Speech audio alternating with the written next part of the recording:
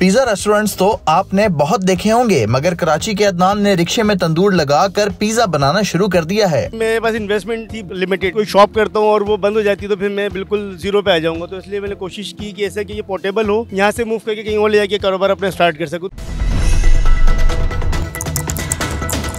Rickshaw अमूमन सवारियां बिठाने के लिए होता है, लेकिन आपने इसके अंदर तंदूर लगा लिया और पिज्जा बेच रहे हैं यहाँ पर, माशाल्लाह रिस्क हलाल कमा रहे हैं। ये आइडिया आपके जहन में कैसे आया कि एक रिक्शा लेना है, फिर उस पर तंदूर बनाना है, फिर मैंने पिज्जा जो है ना वो बेचना है?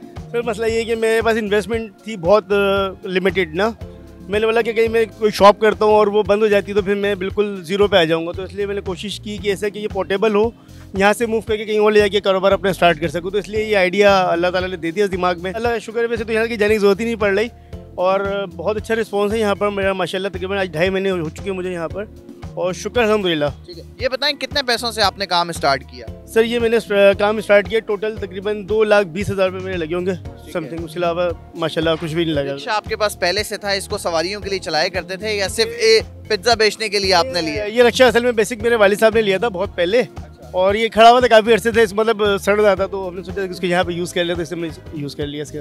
अदनान भाई, रिक्शे पर तंदूर बनाने के लिए किस किस चीज़ की आपको ज़रूरत पेश आई? कितना मुश्किल था, आसान था, मतलब क्या प्रोसेस है इसका सारा? सर असल में ये बेसिक जब हम इसको बनाने का स्टार्ट लिया था तो उसके लिए हमें काफ़ी मेहनत करना पड़ी, क्योंकि एक बिल्कुल एक यूनिक चीज़, मतलब ऐसा होता कि इसको देखा होता कहीं तो ईजी हो जाता हमारे लिए, और देखा हुआ भी नहीं था, तो बड़ा मुश्किलात का सामना हुआ, मगर अल्लाह ताला ने करवा दिया। जो कारीगर था ना वो माशाल्लाह बहुत एक्सपर्ट था इन चीज़ों को बनाने में, तो उनसे माशाल्लाह बड़ी सपोर्ट मिली इस चीज़ के लिए और ये माशाल्लाह तैयार हुआ। अच्छा, ये जो है वो पूरा स्टील का बना हुआ है, तो ये भी मैं हाथ लगा के चेक किया, गर्म भी काफ़ी ज़्यादा है, हाथ इसमें नहीं लग रहा? इसके अंदर जो है बेसिक पूरी ईंटें लगी हुई हैं, ठीक है, नीचे की साइड पे और साइडों पे सब ईंटें लगी हुई है, जिसके चक्कर में इतना गर्म नहीं बना। आप इसके ऊपर तो स्टील के अंदर तो खाली कुछ बना नहीं सकते। अच्छा, स्टील सिर्फ ऊपर से नजर आ रहा है, अंदर इसके ईंटें लगाई हुई? ईंटें भी लगाई हुई है, स्टील की पूरी बॉडी है, उसके ऊपर स्टील के पूरे मतलब स्टील के फ्रेम के ऊपर ईंटें लगाई हुई है। एक टाइम में कितने पिज्जे आप इसके अंदर तैयार कर सकते हैं इस तंदूर के अंदर? मैंने इसके अंदर जो लार्ज जो पिज़्ज़ा है वो 3 पिज़्ज़ा लार्ज निकल जाते हैं एक टाइम में, और 4 मीडियम और स्मॉल निकालो तो तकरीबन 6-7 स्मॉल निकल आते हैं। कितनी देर लगती है इसके अंदर पिज्ज़ा तैयार होने में? मेरा मेकिंग टाइम जो है वो तकरीबन यहाँ लगते हैं मुझे 4-5 मिनट मुझे यहाँ लगते हैं और 3 मिनट से 4 मिनट अंदर लगते हैं बस टोटल। इसका टेम्परेचर आपने कैसे मेंटेन किया हुआ है? मुसलसल आग जल रही होती है, गैस सिलेंडर से इसको आग दी हुई है, क्या तरीक़ेकार क्या है इसका? अच्छा सर, इसके अंदर मैं वैसे जो है ना 2 चीज़ें यूज़ कर रहा हूँ, उसके अंदर मेरे पास वुड भी है और गैस भी है।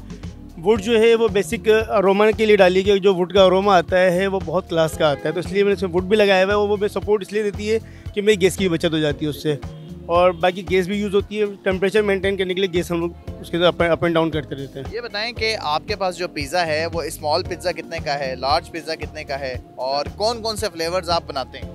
मेरे पास लार्ज पिज़्ज़ा जो है वो 500 का है, 300 का मीडियम है, 200 का स्मॉल है, और इसके अंदर फ्लेवर मेरे पास 10 है। Chicken tikka, chicken fajita, fajita Sicilian, veggie lover, cheese lover, sriracha, Bihari और चिकन सुप्रीम।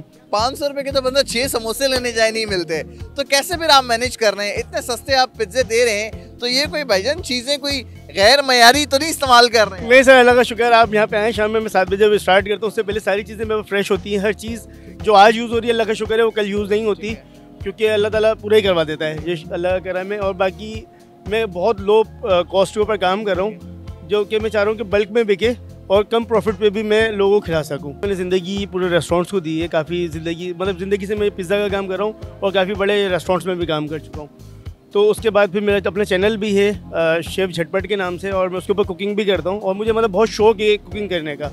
तो पिज़्ज़ा तो अल्लाह का शुक्र है कि मेरे पूरा ख़ानदान, क्या मेरे दोस्त हैं जितने भी हैं सब बोलते हैं आपसे जैसे पिज़्ज़ा कोई नहीं बनाता, तो मैंने सोचा कि पिज़्ज़ा ही लगाया जाए। ये बताइएगा कि जो रिक्शा है यहीं पर खड़ा रहता है, ये इसको रोज़ मूव करते हैं, घर लेके जाते हैं, घर से लेकर आते हैं? सर इसको मैं स्टैंड पे खड़ा करता हूँ, मतलब घर तो मेरा काफ़ी दूर है यहाँ से, तो उसको मैं ले जाके स्टैंड पे खड़ा कर देता हूँ ताकि किसी को आने जाने वाले लोगों को परेशानी ना हो ना, तो बाकी कि रोज़ाना मूव करता हूँ उसको मैं। सामने से कोई आ रहा हो, फ्रंट से वो रिक्शा देखे और एकदम वहीं से बोले भाईजान फलां जगह जाना है, पीछे उसकी तंदूर पर नजर ना पड़े, ऐसा कभी हुआ? सर ऐसा हुआ है, काफ़ी बार हो चुका है, तो मगर जब रुक जाते तो फिर खुद देख के जो हंसता है वो चला जाता है, क्या कर सकते हैं उसके ऊपर। मैनेज कैसे करते हैं? खरीदारी कौन करता है? साथ कोई हेल्प करवाता है या अकेले ही लगे रहते हैं सारा दिन? सर पूरा दिन की जो ख़रीदारी होती है उसमें मेरी मतलब घर वालों की सपोर्ट है, और बाकी जो शाम में माशाल्लाह मेरे ये भाई हैं, ये लोग यहाँ पे मेरे साथ होते हैं, तो सारी सपोर्ट इन लोगों के साथ साथ अल्लाह का शुक्र है चल रही है कहानी, और बाकी शुक्र अल्लाह ताला का अच्छे तरीके से मैनेज कर पा रहा हूँ। कराची का ये कौन सा चौक है, कौन सा इलाका है? आप यहाँ पर कितने बजे आते हैं और कितने बजे जाते हैं? सर ये है, इस वक्त मैं खड़ा हुआ हूँ north Karachi main Salim centre है, और ये मेरे पीछे जो है 11B लगता है, बराबर में बिल्कुल रौनक शीरी है मेरे साथ। और मैं यहाँ पे शाम में 7 बजे स्टार्ट करता हूँ और रात को तकरीबन 1 बजे तक 1:30 बजे तक यहाँ पे होता हूँ। ये बताएं, इससे पहले क्या करते थे, उसमें कितना कमाते थे, और अब जो आपने ये पिज्ज़ा का कारोबार शुरू किया इसमें कितना कमा रहे हैं? सर मेरी सैलरी थी वहाँ पे 42,000। अच्छा, तो ये अब अल्लाह का शुक्र है, आप जब से आपने अपना काम शुरू किया, अपना बिजनेस शुरू किया, तो उससे अच्छा कमा लेते हैं। जी शुक्र अल्हम्दुलिल्लाह, उससे बहुत अच्छा कमा लेता हूँ। हमने देखा कि यहाँ पर आप पिज़्ज़ा जो है हाफ डन करते हैं, उसके बाद तंदूर के अंदर जो है रख के तंदूर को बंद कर दिया जाता है। कितना टेम्परेचर अंदर होना चाहिए पिज़्ज़े के लिए? सर 300 सेल्सियस और 600 टेम्परेचर का होता है, तो जो हमारा पिज़्ज़ा माशाल्लाह बिल्कुल इजीली निकल सकता है। इससे ऊपर होगा तो इजी आ जाएगा बाहर, और इससे कम होता है तो फिर टाइम लेता है, मगर इतना टेम्परेचर से लाजमी है। सिर्फ यहीं पर पिज़्ज़ा बेचते हैं या कोई ऑनलाइन डिलीवरी भी करते हैं? सर मेरे पास अपना राइडर है यहाँ पे, और राइडर अपना रखा हुआ? जी राइडर अपना रखा। सब चीज़ें आपने अब अपने खुद मैनेज करना शुरू कर दी हैं? मतलब ये है कि बाकी जो ऑनलाइन सर्विस है वो काफ़ी कॉस्टली पड़ती है, जो कि कस्टमर को पे करना पड़ती है।